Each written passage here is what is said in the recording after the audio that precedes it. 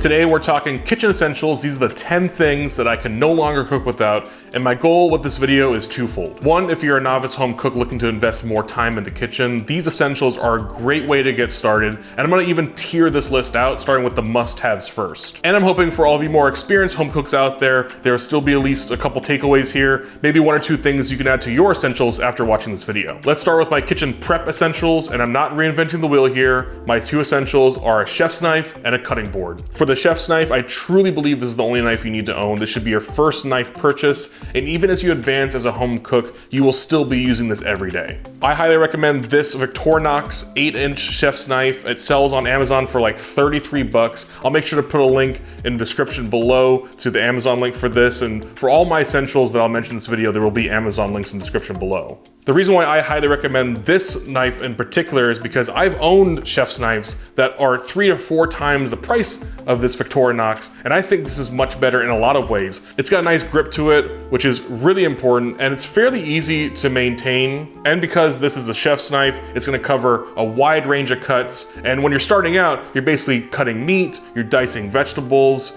you're maybe mincing some garlic, etc. This is the best knife for all of those things and more. I even think with a fine tip like this, you can debone chicken. It's wide enough to smash garlic. It can do everything. Just add this to your cart and call it a day. And for a cutting board, I know a lot of people swear by their big butcher block wood cutting boards, but I actually prefer a cheaper plastic cutting board like this OXO 10x15 cutting board. The plastic is soft, so it won't dull your knives. You'll still get a bunch of fine cut marks on it, but nothing that will destroy it. It's pretty unbreakable actually, and it's light enough that you can grab it with one hand and bring it over to the stove, something you can't do with those big wooden butcher block cutting boards. You're gonna want 2 of these, one just for chicken or pork, and then one to prep everything else. And now moving on to the cooktop, these are my essential cooking tools. First and foremost, gotta be my Dutch oven. It's enameled cast iron, which is one, gonna be a nice, even heat distribution for frying and sauteing. And secondly, the enameled finish is a lot more non-stick than your traditional cast iron and way easier to clean and maintain. But honestly, the biggest reason why I love this Dutch oven so much is that it creates amazing flavor. So if you're browning chicken like we did in the overnight adobo video, it's retaining all that flavor at the bottom of the pan, creating a fond. I could honestly make a whole video about my love for this Dutch oven, but my last point would be because of the nice heavy lid, it's great for braising. You can basically bake anything in this thing because it's oven safe, and it's unbeaten as far as creating stews and making stocks. My other essential here is my saucepan, equally as versatile as the Dutch oven here. I make specific rice dishes in here, like Mexican rice or Mediterranean rice. I even have some Mediterranean rice leftovers in here that I'm gonna heat up later. But I also boil pasta in here. I know the conventional wisdom is to use one of those 6 to 8 quart pots for boiling pasta, but I prefer the saucepan. Because of the size and the amount of water we're putting in this, it's gonna come to boil a lot quicker, and I don't need to use as much salt to salt the pasta water. And because it has a handle, I can strain the pasta with a slotted spoon rather than using like a colander. Then it's one less thing to clean after eating. And rounding out my cooktop essentials here is my non-stick skillet. I would say these are in order of essentials, so Dutch oven, then saucepan, but you gotta have a non-stick skillet as well. This is a 10-inch skillet, so pretty good median kind of size for basically anything I would need to reheat or saute. But as you remember from my fried rice video, this is the non-stick kind of wok or wide saute pan that I use, so I would be fine with either or. I guess if I only had one, I would pick the wider one and still use this for anything I need a non-stick skillet for, but this is just easier to grab from the cupboard. I'm making scrambled eggs in this non-stick skillet. I'm reheating food. I'm even toasting bread in this skillet, and we actually don't own a toaster anymore because I prefer bread toasted either in a pan or in the oven, which brings me to the next essential here, which is just a basic oven sheet pan. And I bought this like 5 years ago for like $8 at a grocery store.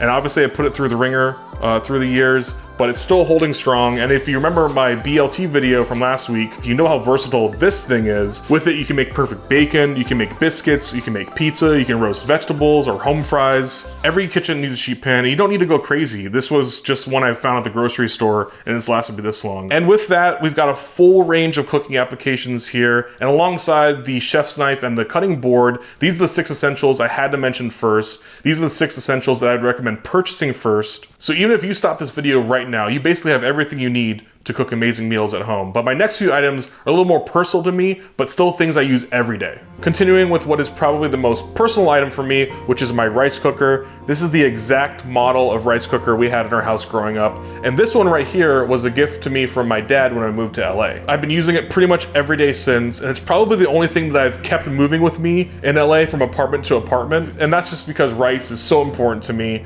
Not only was it the first thing that I learned how to cook, it was a cornerstone of my household growing up. And so even though I've branched out a little and made more rice in my saucepan, I'm still making short grain and jasmine rice in this thing a few times a week. So I'll never give it up or upgrade to anything else because it just works. You put in rice and water and then you have rice. Nothing fancy about it. And yes, there are those other newer, fancier rice cookers with all the bells and whistles, and you even have Instant Pots out there claiming they can do the same thing. But I can honestly say that I'll still be using this $30 Panasonic rice cooker for the rest of my life, and hopefully this exact same one because it hasn't failed me yet. Next essential is something you've seen me use in every video so far, which is this wide mixing bowl. What I like about this one is that it has a nice grip here for one-hand use, and it has a spout, which is really nice when you're making batters and sauces. A great alternative to this would be a wide metal bowl like this one. This is actually what I use the most before getting this bowl, and this actually works better in some ways. I just like this one because of its nice features, and I just use it every day. The last two essentials on my list came to mind when I was trying to think of the smaller things that I might take for granted on a daily basis,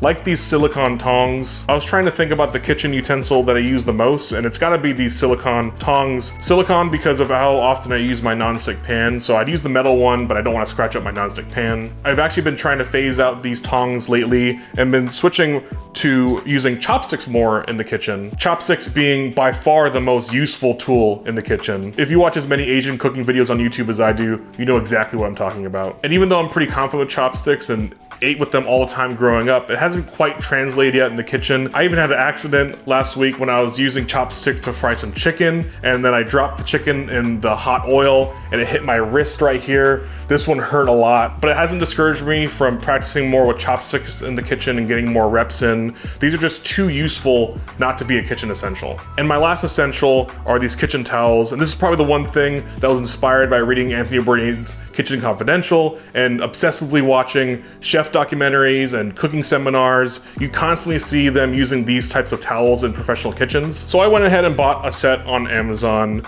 and I've actually bought a lot of things over the years that have been chef inspired. At one point I put all of my pantry items in their own plastic containers and bottles and even labeled them. That lasted like 6 months. But the kitchen towels are now essential. It's great to have a stack of these just to grab from, and as I've learned from pro chefs, these towels are multi-purpose, which if you've been paying attention to my essentials, you'll see that I'm obsessed with things that are multi-purpose. My biggest cooking pet peeve are those single-use gimmicky items you often see advertised in TV commercials. Those are a great way to waste money and to learn bad habits in the kitchen. Stick with the workhorses in the kitchen. If there's only one takeaway from this video, let it be that. I hope you enjoyed this video. Again, links to everything that I mentioned, all my essentials, will be in the description below. And if there's any essentials that I didn't mention that are essential to your kitchen, comment below. Let's start a conversation and help each other out. Thank you so much for watching. I'll be back again next week with another recipe video, so make sure to subscribe to the channel for that. I'll see you on the next one.